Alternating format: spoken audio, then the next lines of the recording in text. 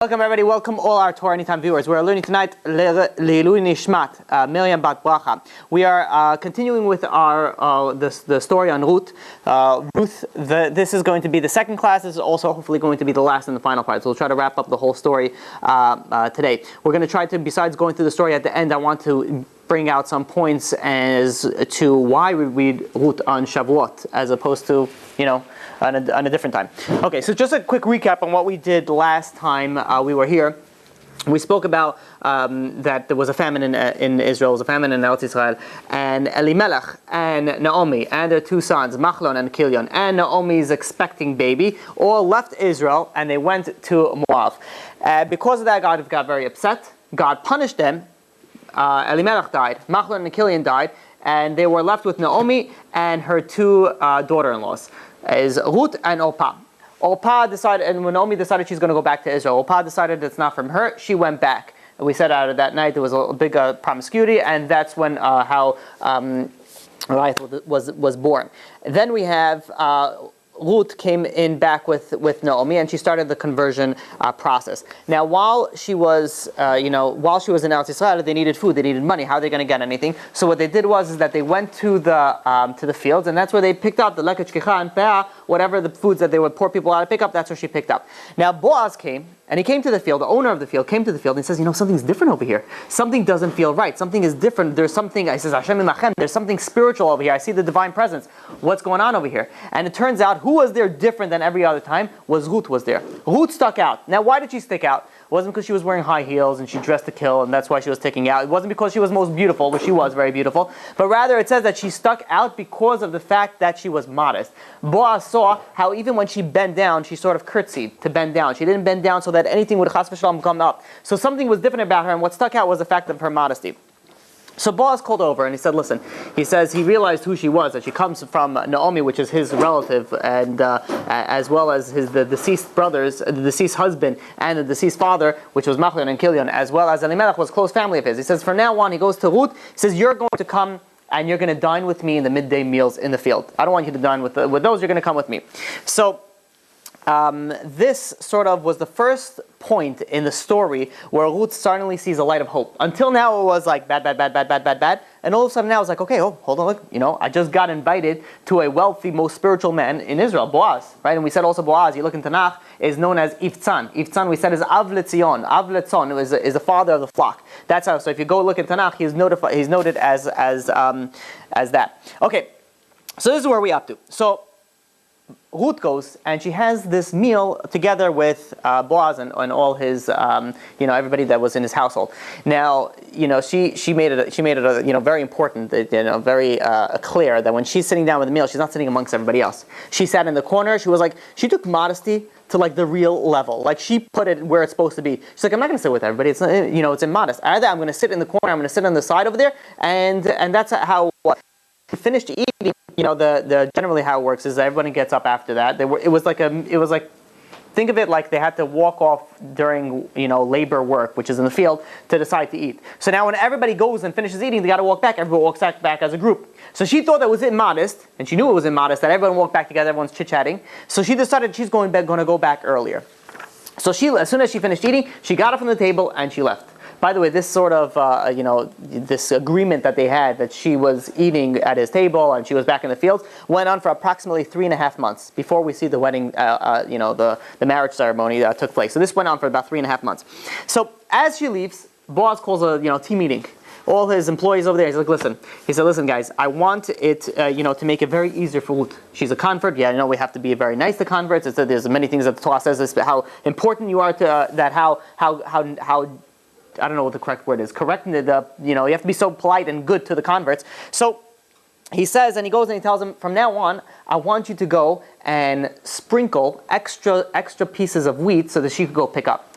Which means is that the rule is that if you have 3 pieces of wheat together, you can't pick it up as a poor person. But if it's 3 or less, then you're able to go and pick it up. So Boaz said, sprinkle where she goes. So this way she'll be able to pick up more and it's going to be easier. This is also, you see a fascinating thing from here on how you do charity. There's a story brought down. There was once a orphan and he was brought in by this wealthy man and everything was great. Everything was amazing. And the orphan guy grew up and he got married and he left the house. the tables turned for his wealthy father, and he lost all his money. And he goes over to his orphan. He travels to a different to a different town to visit his son, the orphan that he took in. And he says, "Listen, I need your help. I've helped you all these years, but now the tables have turned on me. Can you please go and help me? Can you please go and get me some money?" So the son said, "Listen, I wish I could help you, Dad. I can't. I really wish I could. Let me see what I can do, and I'll send you as soon as I get something. I'll definitely send you. I'll definitely appreciate everything that you've done." The father thanks him and he goes home. When he gets home, the second that he gets home, all of a sudden there's a knock on the door, and there's a guy that's dressed up there. He seems like he's a very big hurry, a very wealthy guy. And he says, "Listen," he says, "I got to run out of town." And he says, "I have all this diamonds." He was known as a diamond dealer. He says, "I have all these diamonds. I can't take it with me. I'm willing to sell it as a very discount price for you. So at least I'll have the money. It'll be easier for me to travel." So the father did have some money left over. So he said, "Fine. You know what? All right. It seems like a good deal." So he took it and he bought the diamonds. A few hours later, or the next day comes by, and all of a sudden there's another knock at the door. And the guy says, "Listen," he says, "I heard you have some merchandise of diamonds. I'm leaving town. I need a large amount of diamonds for my for the sales that I need to do as a traveling merchant." So he says, "Yeah, I happen to have it." And he says, "This is what I have." And he goes and he says, "Oh, I like this. I like this." And he gives him an exorbitant amount of money. He says, "I need it. No, one of those guys like I don't want to interrogate. We don't want to deal with those things. This is the price. Take it or leave it." And it was a significant amount of profit that he would have made over his what he bought it for. So he says, "Fine, you got a deal." He goes, he makes the sale, and he makes a tremendous amount of money. He makes so much money that he sends a message to his son. He says, "Listen, I worked it out. I don't need you anymore. Baruch Hashem, God worked it out that I was able to make some money back, and I'll build off this." What he didn't know is the person that arranged everything was his son. His son didn't want him to feel bad that now he's giving him money, and now he feels bad. Okay, fine, I have to accept it from that. So rather, his son said, "I can't." And then he went and he orchestrated this entire thing, so it feels like he did it by himself and had nothing to do with his son. This is how Boaz went to Ruth. He says he knew that as it is, it's bad enough that she's collecting. She needs more pity for more people giving to her. He says, no. He says, "I want you guys to go. Drop some more wheat where she's going." So she's thinking she's just got to, she can just collect in the right place at the right time. This is the way that you're supposed to do chesed. So, and this is what, by the way, the highest level of tzedakah is when you're able to go and you're able to start someone else's business. Someone needs money, instead of just going there or give him a business loan or that is one of the highest level of tzedakah. So you're preventing for him, what is it? You teach him how to fish, not to give him fish, whatever the saying goes. Me and my American sayings. All right. So, in any case, she goes and she collects a tremendous amount of produce, and now she's collecting so much. She's like, it's hard for her to carry back all the way to Naomi. So she decides that she's going to go and she's going to remove all the she's going to remove all the whatever it is that you separated. I forgot the terminology from it. You take the stalk and the chaff, whatever it is, and you separate it to the actual kernels of grain. So she did everything over there. Why did she do that? Besides the fact that it was such a large amount, she also didn't want Naomi. She realized if she brings this whole thing, so all of a sudden her mother-in-law is going to come in and be like, "Okay, let me help you. Let me do some labor with you." And she didn't want that. So I'd rather do it myself outside the house. So I bring her a finished product. So she goes. The day is over. First day is over. She goes and she collects this tremendous amount of grain. She goes and she brings it back to Naomi. But what does she tell to Naomi? She doesn't say, "Here, I have some food for you." She goes and she says the following. She says, "I've already eaten, and this is all extra. So why don't you go and share with it?" One of the reasons that she did that, we'll explain it a little bit from Avraham Avinu. Avraham Avinu, it says when he had visitors. So what did he do? He had 3 visitors, right? The famous visitors. He took 3 baby cows, right? So he took all these the calves and he shechted them, and then he baked loaves for them. And the question is, why so much meat for 3 people? Says he could have done it with one cow would have been enough. Why did he need to do it so with such extravagant amount? And the answer is that if you go, say you invite somebody to your house and you have exactly the same amount of food, that everyone they feel a little bit guilty eating from they feel like they're sort of taking from you. But if you come home and your table is spread and there's so much stuff in there, the guests don't feel bad. They're like, "Okay, listen. In fact, I'm doing him a favor. Otherwise, it's about tashchit. He's going to go and throw it out." So what Avraham Avinu did, he said he wanted to do chesed on such a high level that he wanted them not only to eat his food, not only to drink his water, but rather to do it and not feel bad.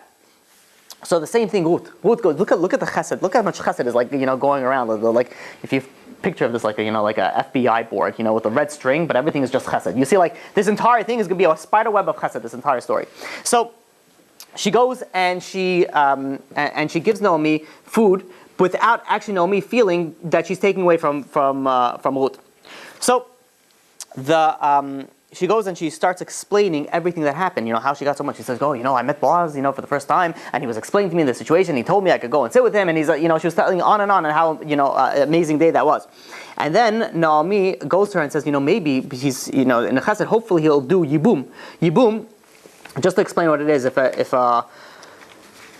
there is, let's say, a man marries a wife, and unfortunately he couldn't have any children, and the man goes and passes away, there's halacha of something called yibum. Yibum is where there's the other brother that's still, that's either available or not. Even back then it wouldn't matter, but he would go and he would marry the widow, which is his sister-in-law, and then she would conceive, and sort of that would continue the cycle of the brother, that would keep the memory of the brother alive. So she goes and she says, Naomi says, maybe Boaz will do yibum for you, even though it's not considered yibum because it wasn't a brother, it was really it was a cousin. But in the same sense, it's still in the family, and it still classifies as that type of chesed. But she didn't bring it up again. She knew that it was harvest season, and Boaz was extremely busy in harvest season. For about 3.5 months. It was hush-hush about it, we didn't speak about it, and Ruth went on her regular schedule. She would leave in the morning, she would go out to the fields, she would collect all the grain, and then she would come back at home and spend the rest of the time with Naomi, and then start again in the next day. Now there were many people back in those times that it was a long travel from the house to the fields, and from the house to the fields back and forth. So rather what they did was, during the harvest season, it was like during their busy season, they would only travel back and forth every once in a while, only to refill the storehouses. But rather they would spend the entire time in the fields, and they would sleep there. They would have special spots over there, and this way it would be just easier instead of schlepping back and forth. But Ruth didn't want that. She says, what am I going to do? My dear mother-in-law is going to sleep at home at night by herself? She says, no, I'm not going to have anything of that. So she went and she started traveling back and forth every single night, every single morning, just so that her mother-in-law wouldn't be alone. Okay, so now we're coming up to the point of the story where it is, if I may say, very controversial. A lot of questions are brought up on this part of the story, and people don't understand really this part of the story. So we'll try to understand, and we'll try to make it, to clarify all the questions that can be asked. And that is this part of the story where Ruth goes to Boaz, and it seems like in a very immodest, compromising fashion. And the question is, how does she do that? And B'ezrat Hashem, we'll go and we'll try to clarify everything. So, but just that we're clear, from the beginning, from the get-go, the Mefarshim, the commentators, all the commentators say that without a doubt, there's no maybe she did something wrong. The following parts that I'm going to tell you, that everything that Naomi and Ruth did was not only completely permitted, but it was actually a righteous act. And then we're going to go and try to explain it. So, Naomi goes over to Ruth and she tells her, listen, says it's been 3.5 months. Boaz didn't come and didn't initiate any sort of talk about possible marriage, even though that during her first visit, we spoke about last class, that he did sort of present this situation, will you be open to marriage at a certain given point in time? And she was yes, but since then he never spoke to her about it. So she says, Naomi says, it's time to take actions into our own hands. Time to put the pedal to the metal with us. And so she goes and she says, listen, Ruth says, I've thought about it, but to be honest, it says if I get married, I'm gonna have to, leave you. And I made an oath to you that wherever you go, I will go. Wherever you sleep, I'll sleep. I made an oath to you, and I have to stay like that.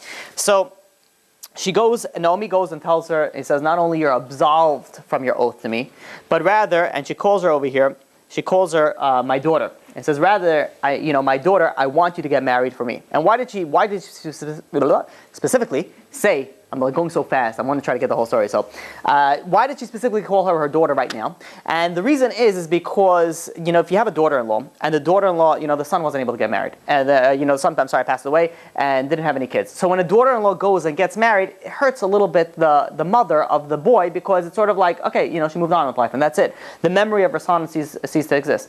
That's the daughter-in-law. But what happens if a daughter goes, and a daughter, loses, unfortunately, her husband? The mother wants her to go and continue on in life. She wants her to go and to remarry and make more children and continue at least her name.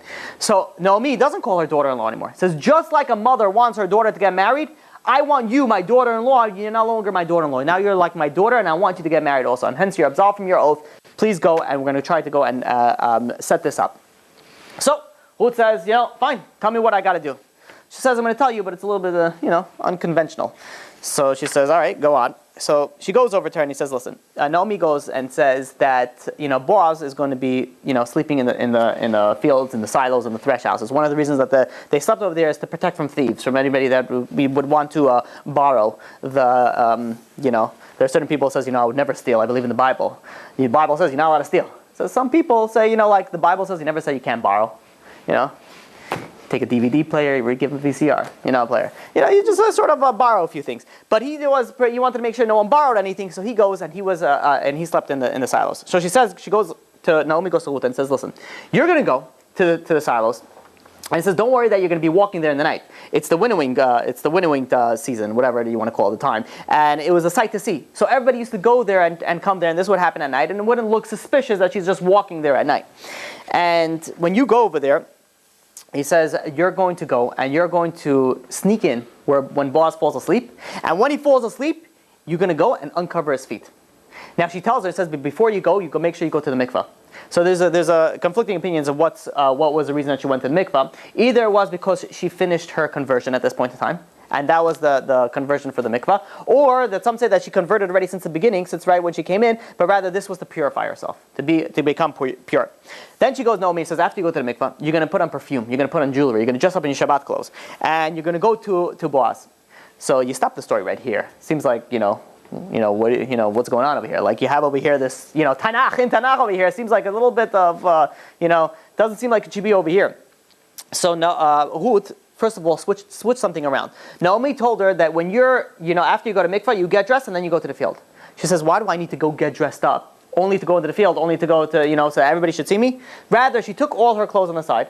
She brought it with her dressed regular, and then only when she needed to, that's when when the final moments, that's when she got dressed up. This shows that, there's certain women that when they go out, they dress up fancy. They come home, they take everything off. So it's just the opposite. When you go out, dress regular. When you come home, that's when you're supposed to be dressing up. So she knew what the aspect and what the importance is, and that's why she didn't. He says, what's the point of me dressing up outside? Everybody needs to see me. That's not the purpose. So she goes and she continues. She travels to Boaz's place. And she sees everything, the whole winnowing, and then she sits on the side. While everyone goes home, she sort of goes into hiding. And as she's hiding, she sees Boaz, he finds his nook, and she keeps an eye on him. And as everybody slowly leaves, Boaz sort of retires to this, to his little nook, and she sees, he takes up some food, some wine he's going to drink, and he starts learning Torah. He's eating and he's learning Torah. And finally, it's late. He's getting very tired, and he goes to sleep. Ruth sees this as an opportunity. She quickly gets up from her hiding spot, gets on the whole gecko, and she runs and she goes right by Boaz's feet, exactly like Naomi told her. And then she goes and she uncovers her feet. So now let us try to understand what's the whole business with the feet over here. So there is, if somebody does Yibum, what we spoke about before, then they marry the sister-in-law. But let's say the brother says, not my taste, not interested, I don't care about my brother, I don't want to deal with it. It says, let's say he didn't want to go and marry her. So we do a process called chalitza. There's a spitting of the shoe and there's a taking off of the shoe. So the question is what's the deal with the shoes? Why are we taking off the shoe?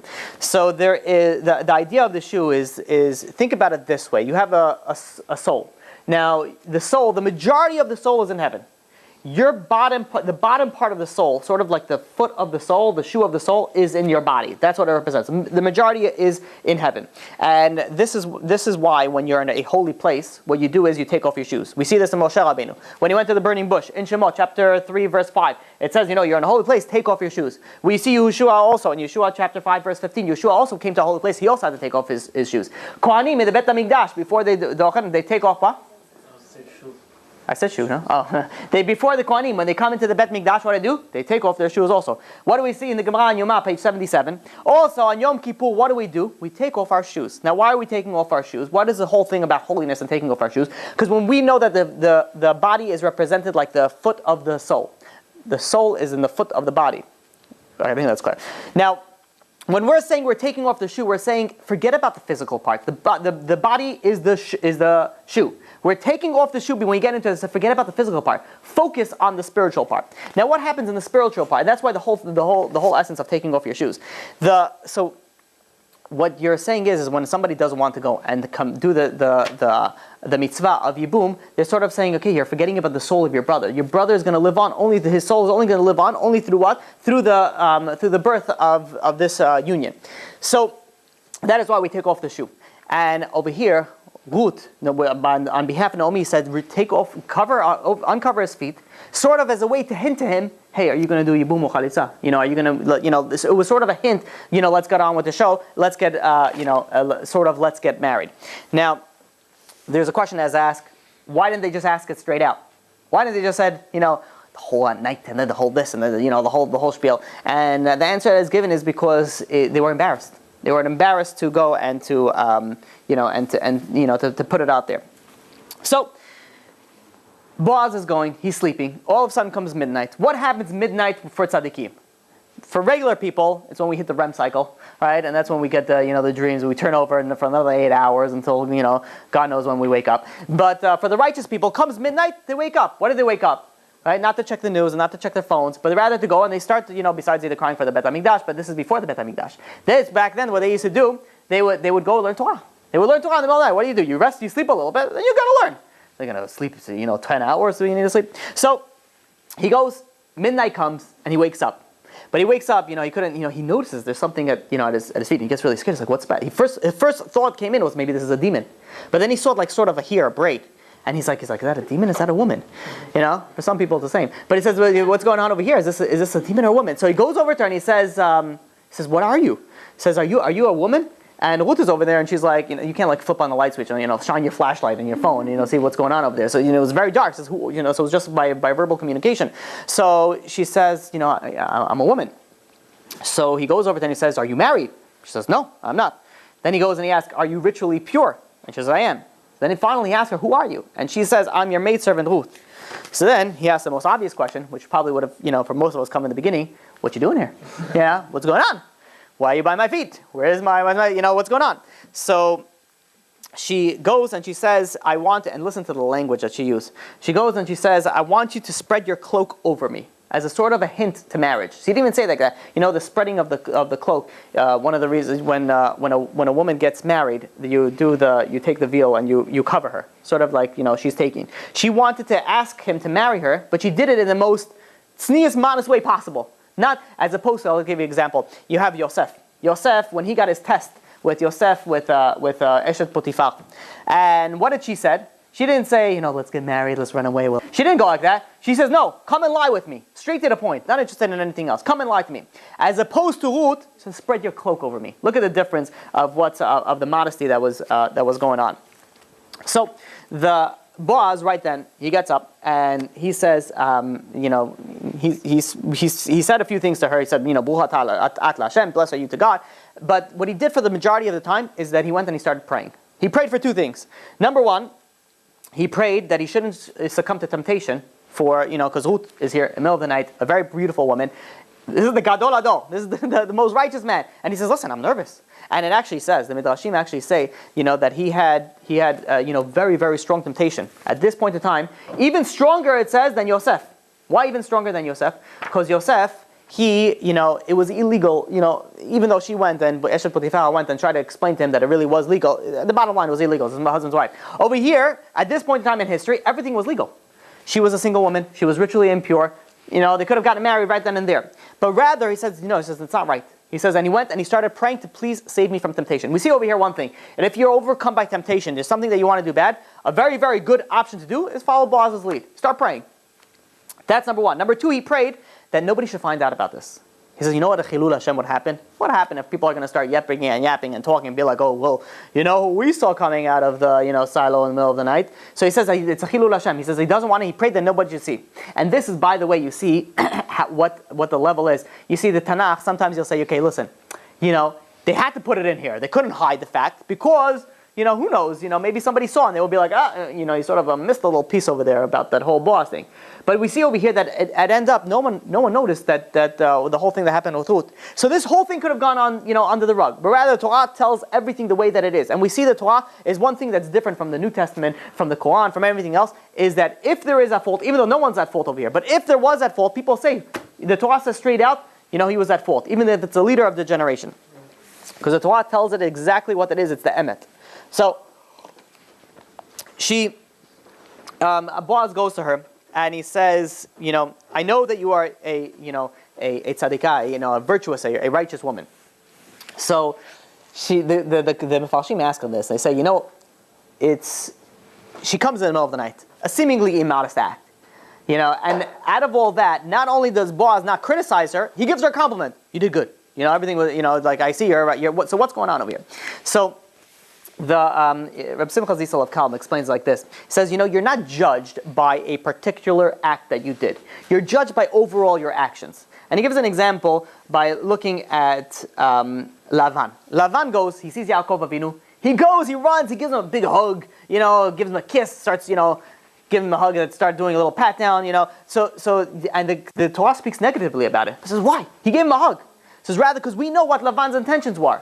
His entire life is all about, fake forgery. He was looking for money. That's what he was looking. Why did he give him a kiss? He wanted to try to find some more money. He was giving me a hug. He wanted to find out where the jewels are, where all the money is. That's all he cared about. Yet you see, Rachel, where it says she was jealous of Leah, that she had any children. What was the jealousy? The Torah doesn't speak about it as a negative way. The jealousy was that Rachel is saying, what did I not do right? What was wrong with me that I do not have any children, and she does have children? So the idea is that you look at a person's life in general. Here, Ruth, you look at the picture in general over here, Ruth was an extremely modest woman. Boaz knows that Ruth was a modest woman. So including this aspect also was considered an act of modesty as well.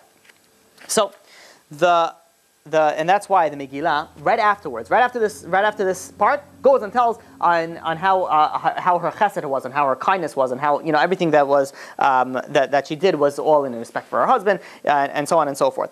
So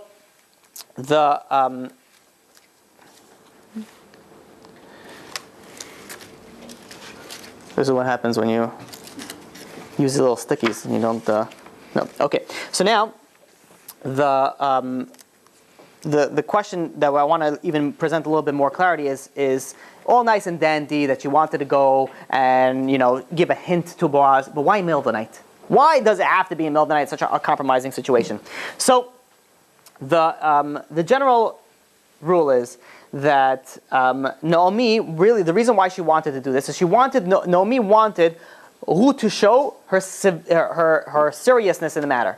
She wanted to show how real it was, and it's not just something that she was really true about this. Generally, when Ruth could have married anybody, she could have gone and married anybody. Boaz, according to the majority opinion, he was 80 years old. She was 40 years old. She didn't need to go and marry him. But rather, what was the reason that she wanted to marry Boaz? Was because of the fact that now it's going to look like that it's continuation of her late husband's name. Machlon, he passed away, and this is how you continue the name. So she was doing more of a selfless act. So she did it, and she wanted to know how serious it was that she went in the middle of the night. Because usually, what's the general way that women like to be? They don't like to chase a guy. They like that the guy chases them.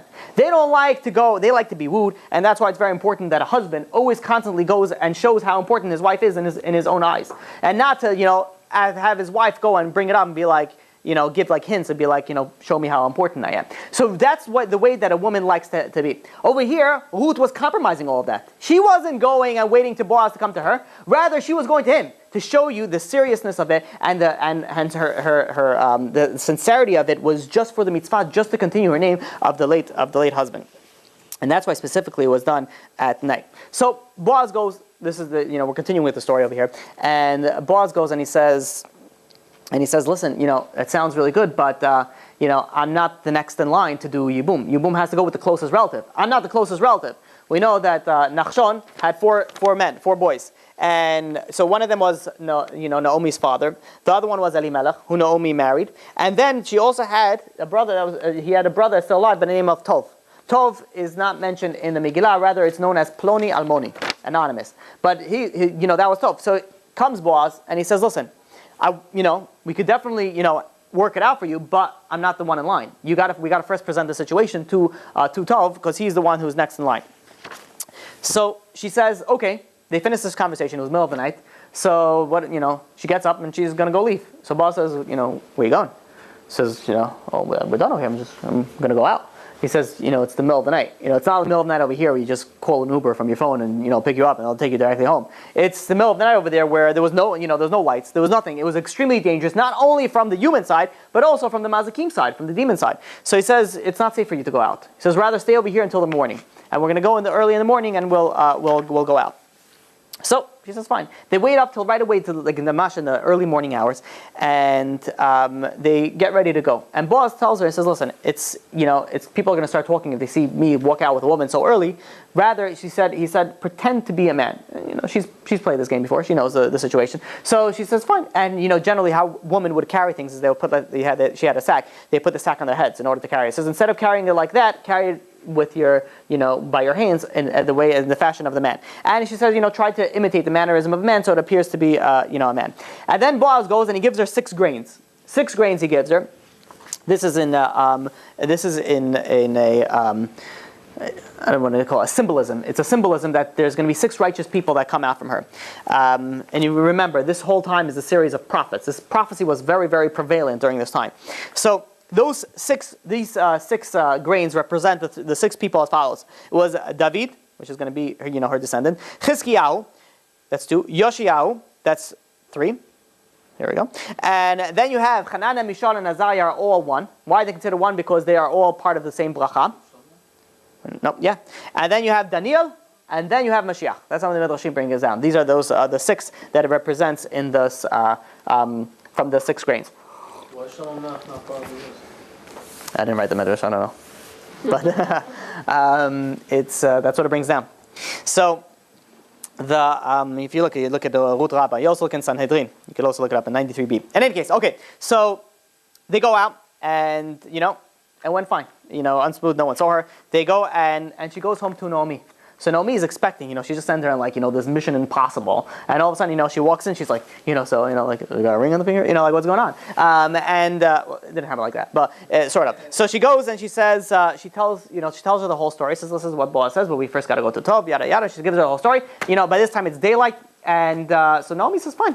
And then, then she sees Ruth, going out the door. She says, Ruth, where are you going? So she says, it's daylight. I'm going to go back to the fields to pick up some grain.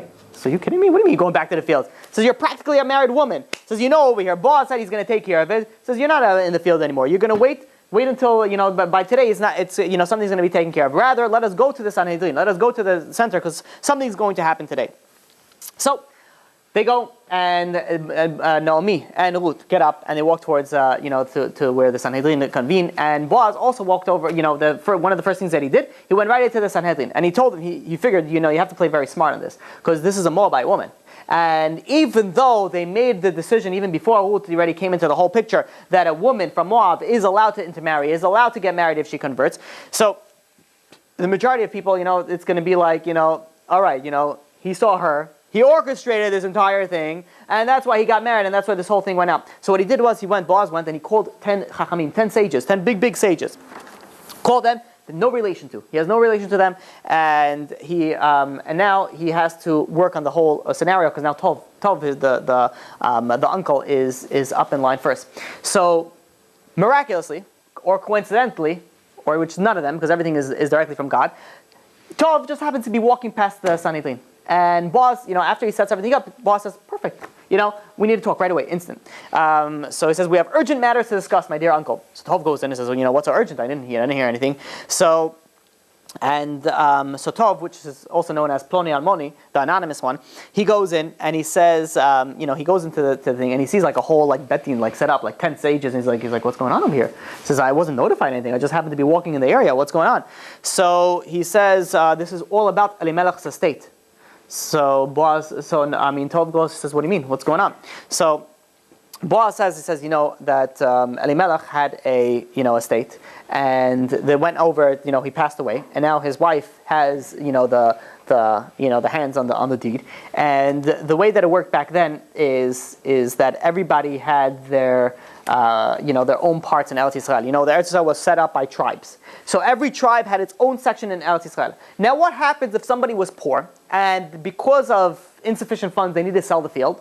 So the halacha is that the first person that should go and buy the field, which is a big mitzvah, is somebody in the family. So this way you keep the property in the family, and it stays in the family. So Naomi didn't have any money. She wanted to go sell the field. So who was the first? So Tov was the first in line. He says, listen, you're the first in line. Says, we want to make the sale if you are in agreement. So that it can remain in the family. So he says, all right, what's it going to cost me? So, they work out the details per acre, per square footage, whatever the real estate terminology was going on back then. And he says, this is the price. Tov says, that's a fair price. All right, fine, I'll buy it. And, as he's going to, finish up the contract, boss says, there's one more clause that we didn't add in. He says, what's that? He says, we have your Ruth. He says, what about her? He says, she need to come share, she could, if she needs a place to stay, she could stay in my house, without any problem. And he says, so Boaz says, no. He says, just like the midat ha'achamim, the side of mercy requires or is preferred that you buy land from the family, so too the same midat hadin also, would benefit that you would go and marry her as, to continue the memory of her late husband, Machlon. So this is the part where Tov is like, whoa, back it up a little bit. He says, I never agreed to that. And then he says, and then he's thinking back and forth. He says, listen, that's a serious thing. So he's married, he has kids. He says he's going to go take another wife now. He says, not only that am I taking another wife, if she's from Moab. And from when he was saying this, one of the Bezdin, stood up and he says, had you been more involved in hearing the court's decisions, you would know that a woman from Moab is not even a problem. So as if to say that's not even an issue. And then he goes and he says, he's thinking back and forth. He's like, what if I don't want to? What if I just want the property? He's like, no, it's a package deal.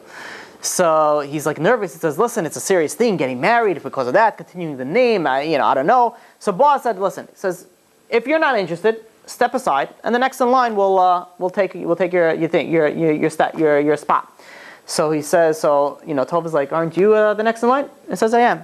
He says, and you're willing to marry her? He says, I'll do whatever it takes. He says, if this is what is going to be able to continue the name of my deceased cousin, then yes, I will marry her. And so Tov is thinking, he says, listen, you're a head of Sanhedrin, you're a big tzaddik, people are not going to talk if you do this. If I do it, people are going to talk. And he goes and says, you probably have the right kavanot, the right things. He says, better that you do it and not me. So Boaz says, fine. He says, and then they had to do the process called Chalipin. Chalipin is a process where they transfer the rights over. The way they transfer the right over, back then they did it with a shoe. So they took the shoe, Boaz took off his shoe, and he gave it to Tov, and he says, take this, with this transfer of this object, I'm acquiring all your rights to the state of Naomi and Ruth, and as well as the rights of Yibum with Ruth. So Tov took the shoe, and he says, you have my blessing. And now Boaz turned over to the Sanhedrin. First of all, he made he says, I noticed while coming in here, I saw Naomi and Ruth in the crowd.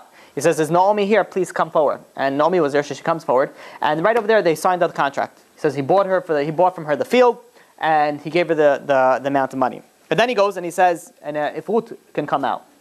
And Ruth walks out, and he says, I'm coming here to ask you to be betrothed for me for the purpose of marriage. Do you accept? He didn't get down on one knee and be like, you mean everything to me, you're my life. And I'm sure that she did. But he goes and he says, do you accept? And she says, with a glowing face and smiling, this is what she really wanted. And she says, I do accept. And they went and Boaz goes and he says, in front of the Sanhedrin, I want everybody to realize this, that I'm doing this in front of all the Sanhedrin on purpose to show that this is 100% halakhically allowed. And they went and they got married. They got married. That didn't do 6 months of planning for the thing. They went and they got married in front of those, in front of the Bezdin. Now, you would think right afterwards people will be like, you heard what Boaz did, but rather everybody in the area all gave blessings. All gave blessings to show that it was 100% halakhically okay, and there was no issue that was with this situation. So Boaz goes, they get married, and life is amazing for one day. Unfortunately, Boaz was not around for so long to actually appreciate the marriage because he passed away. The day after they were married for a completion of a total of just one day, and Boaz, the Chafetz Chaim learns from this, and he says, you look at it and you see that if he would have pushed it off, you realize the second that he had this opportunity, he did it that day. He didn't wait, okay, work it out, I'll get to Tov, I'm busy now with the field. An opportunity came to him, he took care of it that day. And if he wouldn't, then he would have missed it. He would have missed it. He would have lost everything. We would have lost everything. We know from that union, of that one night that they were married, that's where Ruth became pregnant. Ruth became pregnant, and of course, this is where people started, chitter-chattering and saying, how could it be? Must be from somebody else. And that's why God made it specifically that 9 months to the day of their marriage, that's when the baby was born. So there was nobody could start, talking and saying anything. This baby was born completely circumcised, just like Moshe Rabbeinu, and they named the baby Oved. They named the baby Oved. Now, it says that Naomi. It says that if you look at the Megillah, it says a son was born to Naomi. It says it wasn't born to Naomi; it was born to Ruth. Why did it say specifically to Naomi? For two reasons. Number one is that after Boaz died, which is right after the marriage, Naomi went and she stepped in. She stepped in once again, and she took care, when Ruth gave birth, she took care of the baby. And from here we learn something, that if you take care of someone else's child, aka nowadays adoption, it's considered as if it was born to you. That's why it says a son was born to Naomi, because she took care of the child. Additionally, because of her intervention, she was the shatchan, if you may, of this. It was also in her merit that they were born. And that's why also, because even Chazal say, even if it's by accident that you set two people up and they get married, you still get the reward for it, and you still get, so this is why it's considered as if the son was born to Naomi. Now Oved grew up extremely righteous man, and he had a son named Yishai. Yishai was one of the most righteous people ever lived, never sinned. And Yishai was, he grew up and he had a child, and he had a child, David. That's David HaMelech, and that will later become, the David of David HaMelech, and David of the, that we have of the Tehillim, and basically the entire tefillah that we have is because of him. So now let's speak a little bit, for the time that we have remaining, on what's going, why are we reading Ruth? What are the amazing lessons that you can learn from Ruth? So, we know Avraham Avinu was what? He's known as the father of Judaism. Not because he invented it, not because, he was but this for a very, very particular reason. And that's because his life was dedicated to chesed. We know that he was all about chesed. He was all about kindness. And the Gemara tells us there was a certain group of people called the Givonim, and there was an entire community of people that converted, and their conversion was a little bit questionable. And David HaMelech, he went and he looked into it, and he decided that they are considered 100% Gentiles. The conversion is not good. Where did he base this off? He went and he looked into them, and he saw that they were very cruel people. They did not have chesed, did not have kindness to them. And it says, if you are part of the Jewish nation, you have kindness, you have chesed. And if you do not have chesed, check your lineage, because there must be an issue over here. So the same thing. So over here, the essence of the Jew is kindness. The essence of the story of Ruth is kindness. Now we look and we say, the why would we read Ruth on Shavuot? So I'll go through a few answers. Number one is back then the Torah Center, when Elimelech was in Israel, was only in Israel. Like now you have Torah all over the world. We have, yeshivot, there's a few big, New York is huge, California is very big, you have France, unfortunately, is all very big right now, that's moving out. Israel is very big, you have a bunch of Torah centers everywhere. So if you move from one place to another place, you're able to learn, you're able to, to create a Jewish life. But over there, by the time of when the famine, it was only Eretz Yisrael. And Elimelech, and Machlon and Akilah, they all left. And what happened to them?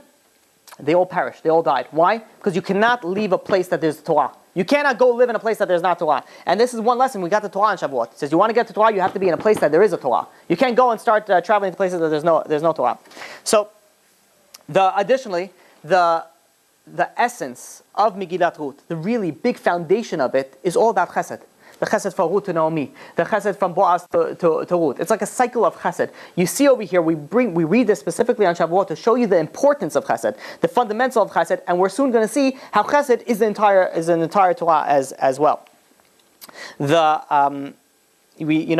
Elimelech, for example, he lost everything. What? Because he didn't want to do chesed. He wanted to go and he wanted to leave. He didn't want to give tzedakah. He didn't want to give the charity. And even though, by the way, I don't even think we mentioned this, but even though, it just came to my mind, that Elimelech had good intentions for leaving. You know why he left? He was very wealthy. There was a big famine. Why did he leave? He said, listen, the whole point of me being over here, of God sending the famine, is that everyone should wake up, and everyone should do tshuva, and everyone should do the right thing that they're supposed to do. But if I'm going to go and give them food, and I'm going to go and give them money, they're not going to get the point. So rather, let me leave, out of the good intentions of his heart, let me leave, and this way I will go and they'll do tshuva, and the whole point of the famine will be resolved, and then the famine will be over. Out of good intentions, but what? He still got punished. We see this also by Boaz. Boaz, he had a certain situation with Manoach, with the guy that he didn't invite him to all his parties. Boaz had 60. What did he had? He had 60 children, 30 boys and 30 girls, all died. The only person that survived was Ovid. So he said, why did they all die? Because of the fact that he went and he didn't invite one of his close friends. Why didn't he invite his close friends to the parties? Because he wanted him that this way he'll daven even more. He'll pray even harder. But yeah, we see over here that when you go against, what you need to do is take care of whatever it is supposed to do. Don't start working God's, action and making them pray. You're supposed to do what you're supposed to do. Now, Elimelech, he lost everything. He didn't want to do chesed. Ruth, she did chesed to Naomi, to her mother, and she gained everything. She went from the bottom, she went all the way to the top. The Gemara says that the Torah starts and ends off, the Gemara in Sotah, right, page 14a, it says like this, the Torah starts and ends with chesed. It started with how Hashem clothed Adam and Chava. He gave them clothing as a part of a chesed. And it ends off the Torah with Hashem buried Moshe Rabbeinu. Hashem buried him as an act of kindness. We know the ultimate kindness is what? Is the kindness to the dead. Chesed Shel Emes, it's called. Rabbi Yochanan Levavitch goes and explains like this, and he says, let's say you go to a speech. You space out through the entire speech, but you heard the beginning and you heard the end. And you realize that, what he spoke about at the beginning and he spoke about the end, it's the same, it's whatever the topic is. So he says that if you look at something and you want to know what's the essence of something, you look at the beginning of it, you look at the end of it. If they correlate, you realize that's the whole theme of the entire thing, of the entire story, the entire situation, entire speech, entire book. Right? There's some people, if they want to read a book, they read especially if you're in school and you have to do like a paper on a book. So what do? You read the first chapter, you read the last chapter, and you figure out more or less what goes on in the middle. So you look at the first part of Torah, starts with chesed. Look at the end of the part, starts with chesed. Must mean that the entire essence of Torah is chesed. And we know what is the highest level of chesed possible is the chesed of spirituality, saving somebody spiritually. Giving somebody money, very good, it's amazing, it's great. But if you save someone spiritually, you save someone in this world, you're saving him from X amount of time, X amount of years, from troubles and tribulations, a tremendous amount of chesed. But if you save someone for the next world, you save someone, help someone do tshuva, you help someone bring them to the right path, that is the highest level of chesed. That is, you're bringing him to the next world. And that is why we have, when the Torah goes and there was a Gentile that came over to Bet Shammai, and he says, I want you to convert me if I stand as long as I stand on one foot. Shammai went and chased him out. He's like, oh, yeah, are you kidding me? And he goes over to Hillel, and he says, I want you to convert me on the condition that I stand on one foot. You know what Hillel told him? He says, that which you do not want done to you, do not do unto others. The rest is commentary. Go and learn. What did he say? That's the deal of chesed. He says, whatever you want done to yourself, the ultimate chesed is that you want to have, as long as you obviously have a healthy self, look. If you want to commit suicide, that's obviously not. You should not do that to other people because that's what. But as long as you have a healthy self-esteem and you look at yourself in a healthy way, you want people to treat you good, and you want to be treated a certain way, and you don't want to be treated in a bad way. The same way is that's how you're supposed to treat other people. That is the essence of Torah. That is the essence of chesed. Ruth also, there was two main parts over here by Ruth. Number one was her modesty, unparalleled modesty. Number two is her humility. She was always humble. She comes from, Ruth comes from royalty, and she went down. She didn't bother her to go and collect, for her mother. So we know that Har Sinai was chosen. The mountain which the Torah was given was chosen because of humility. It says you want to get the Torah on Shavuot, learn the lessons from Ruth. Learn the lessons from Ruth. Learn the lessons from the holy mother of King David. That is what? That if you want the Torah, if you want it, you need humility and you need honesty. And that's why Sinai was a very small mountain. It was very humble, and that's why the Torah was given because on that. We'll finish off with one last thought, and that is that you look at the story of Ruth, and it's a very, very difficult story in the beginning. She comes from a royalty.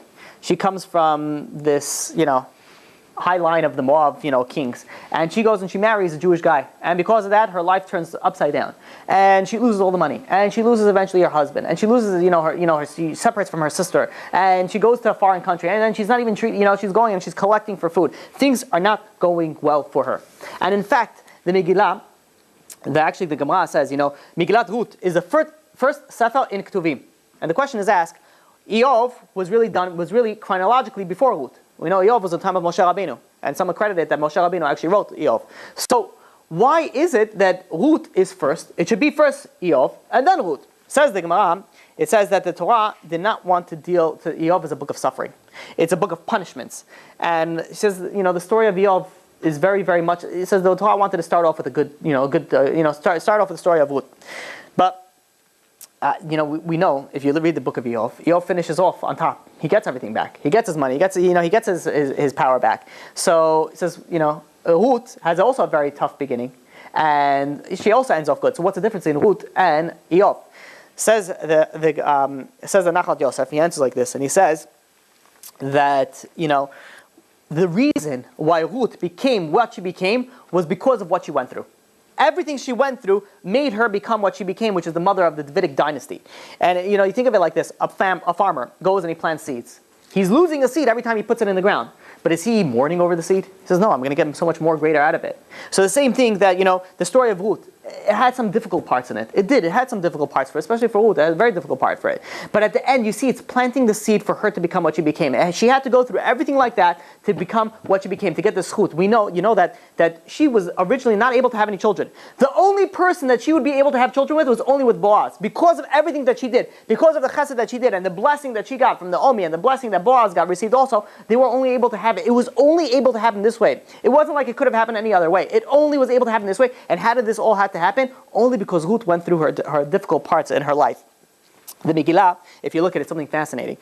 Almost the entire Megillah, Ruth, all the verses begin with the letter Vav, except I think for 8. So 85 verses begin with Vav, except for 8. 8 don't begin with Vav. What's Vav? Vav is the word and. If you want to do a continuation of a sentence, or otherwise known for the grammar professionals, a run-on sentence, where it just keeps on going, you just like and it just keeps on going. So the Megillah wants to tell you that this entire story of Ruth is one big story. It's not like parts of it. This is bad, this is sad, this is sad. Oh, and here's a good part. This is where the twist comes in. It was all one continuation that we only were able to come to the good only because we went through that bad. Only because we went through that. And this is such a lesson to learn in life. There's many things in life that, unfortunately everybody has to go through tough things in life. Very, very difficult things in life. And in fact, some things we don't understand. God, I don't know what you want from me. Why? Why did I have to go through this? The questions is asked again and again, numerous times in a person's life. It says, why? And not only that, I'd be like, okay, God, you want me to fix. I get it. But what? What am I supposed to do? How am I supposed to know? There's unfortunately tragedies upon tragedies that happen to people, especially in this day and age. There's not a day that you don't open up the paper, you read the news, and what tragedy hits another family, and another one, and then another one, from all different angles. So what, God? What do you want from us? We don't know what's going on. All we need to learn is learn the lessons from Ruth. Ruth could have asked the same thing. What's going on? I'm coming here, I'm doing this, I'm going over here, nothing's going my way. But what did Ruth do? Ruth did one thing consistently, and that was, I'm going to do what I need to do. And she went, and she saw some hints from God, and says, okay, listen, Elimelech, God sent him a hint. Didn't get it. He perished. Machlon and Kilyon, God sent them hints also. They didn't get it. They perished. Naomi says, I got the hints. I'm going back to Israel. I'm going back to my homeland. And she goes back, she picked up on the hints. And the bad things, we have to realize, the bad things that happen in life is little hints. God is telling you hints. Wake up. Don't be one of those people that bad things happen, unfortunately, and people don't realize.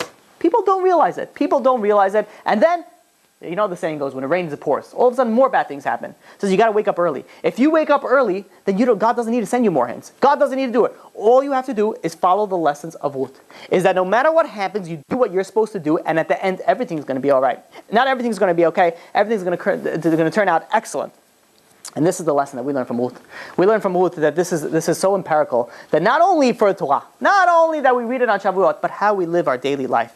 This is a way that if we live the way of a life of Ruth, that even through some hardships, that we can keep doing what we're supposed to be doing, it says we're going to end up at the top. The mother of the Davidic dynasty. The mother of Mashiach. That is you can't get any, what can you possibly ask for more? It says literally, and not only that, you want to know something amazing? It says that she lived a very long time. I tried to find the actual number, it doesn't say. But she lived and she saw David. She saw David ascend the throne. Not only that she see David, she also saw Shlomo. She also lived until Shlomo HaMelech. She was able to see her great, whatever it was, how much ever greats you're going back of their great-grandson sitting on the throne building the Bet HaMikdash. Because she did what she was supposed to do. And may we all internalize this lesson. May we all actually, bring this to heart and learn it. It's not just a story. It's a short story. Look at it, 4 pakim. But it's filled with a wealth of information, a wealth of lessons that you learn for daily life. Make sure that we internalize this. We get this wake-up call. We see what this Megillah, this amazing Megillah is actually telling us. And we actually learn. And B'ezrat Hashem, this Shavuot, may we internalize this message and we actually grow B'mahera b'yameinu. Any questions? No questions. No questions means good. That means it's clear. Until afterwards, we're going to stop and then we're going to ask questions. The Tamal, if you realize Tamal and Ruth, they share the same letters. They share, Tamal starts with a taf, ends with a resh. Ruth starts with a resh, ends with a taf. They share the same letters because the story is very similar. And the question is, the Zohar brings down is what's the similarity for it? Yeah, this is amazing. What happened is that the Zohar explains that the evil inclination, when you're doing something big, the evil inclination tries to stop it. So the Zohar says that the only way this was able to happen, if you realize Tamar was the father of, end up coming from Peretz, which was really the kingship of Yehuda came from that union. And Ruth came as David HaMelech. Now, the only way that would have been able to go out is if the Satan wouldn't interfere. So God made it in a certain way that it looks like it's doing a sin. It looks like it's going from the bad side. So Satan says, this? Yeah, go ahead. Yeah, I'll support this. But there's even more another reason for that, and that is because the fact that when a person does something, they sort of, it's something good, they take sort of credit for it. They're like, hey, listen, it's pretty good. I did a pretty good job. But if it comes to a certain sin, you feel humble. You really feel humble about it. You're not proud about it. You feel very, very humble with it. So when someone takes away their pride, there is no way that they will be able to, that the Satan can use that. The Satan cannot attach itself to it because it's an act done of humility. And there's a story that's brought down from the Vilna Gaon. The Vilna Gaon, he goes and he was brought in by Reb Chaim Volozhin. He came up with a great idea with the yeshiva. The yeshiva of Volozhin. He came up with a great idea and he was so excited. And he told the Vilna Gaon about this amazing idea. And the Vilna Gaon is like, didn't say anything. And so, the rabbi didn't say anything. Nowadays you find another rabbi and whatever. But back then, he was very, that was my rabbi. So he didn't say anything. And he goes and he comes by a short while later and says, to his rabbi, the Vilna Gaon, and says, about the story with the yeshiva. I'm thinking about opening it up. What do you think about it? He says, excellent idea. Go for it. So he says, Rabbi, what's going on? He says, I came to you a few months ago and you were not excited about it. I was so excited about it. You didn't say anything. All of a sudden now you said, go for it. And the Vilna Gaon says, when you came to me so excited, you had all these ideas, these plans. You were like, this is what I'm going to do. It's going to be great. You had all this pride that was going on. It says, it's not gonna, it's not good to start off something like that. You want to start something for God, something for Chesed, with humility. It says, now that you're coming with more of a, as a, I'm doing this for God, I'm doing this, now that you're going to have blessing with it. So too the story of Ruth, the story of Tamar, they were sort of, brought in a way that doesn't make anyone want to brag about it. It's something that was brought the humility out. And if it brought the humility out, this is where the Satan cannot touch it. And this is God says, we're coming the kingship of Yehuda, we're coming the Davidic dynasty, we don't want the Satan involved. And that's why specifically explains the Zohar that it was done this way. Okay, so if you want to do some more learning on this, I would recommend, first of all, to go and pick up an English book of Ruth, any art school, you open it up, 4 chapters, read through it, you'll gain a lot, it doesn't take that long. If you want to do even more information of it, I'll give you 3 books in English that I used. It's actually 4, but I don't have the 4th one. Is number 1, always a great source, is first of all the Mam Laws. The Mam Law is like an anthology of Musa. So this is on Pirkei Avot, but it looks sort of something like this. It's in English, it's easy to read, it's really good. Another thing, you go pick up a book by Rabbi Yosef Deutsch. He is phenomenal. He does a great job on any book that I picked up from him. Any sefer that I may pick up in the Midrashim, he does a really great job. I'm a really big fan of his, and I really like to use his stuff as the first line of defense. And on Ruth, it's called "Let Me Join Your Nation." I feel like we're doing a book review. Excellent source. Additionally, you want to do even more reading, which this is also good. Rabbi Yehuda Steinberg. He wrote a book called Harvest of Kindness on Megillat Ruth. This is what I liked specifically about this one, is that he goes on and he gives you lessons that you can learn from it. And additionally, what also was used was a book by Meir Lambersky, if I'm pronouncing it right, called Under Your Wings. Also, this is a little bit more concise. So it not only has the story of Ruth, but it also has the story of Matan Torah as well. So you get a twofer over here for this one. When you buy it, say I sent you, I get a cut. No, I'm just kidding. I don't get anything. Don't say I sent you. Go buy it. Enjoy it. You can learn really a lot from it. And Chazaku Baruch.